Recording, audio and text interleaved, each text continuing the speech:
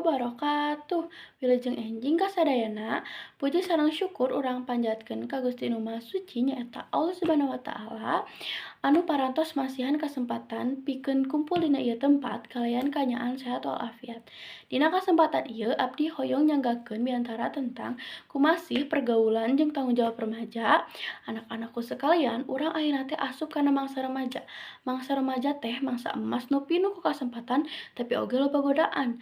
Dina mangsa ieu urang teh kudu pinter milih pergaulan, sebab pergaulan nu bakal ngaruh ka kahirupan urang salanjutna. Upama urang milih pergaulan nu hade, insya Allah urang bakal jadi jalma nu sukses.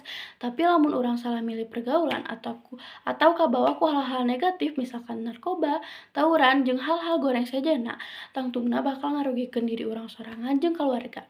Jadi hayu urang saling ngelingan jeung milu tanggung jawab pikeun ngajaga diri atau ngahontal cita-cita. Sebab masa depan aya di tangan urang sorangan.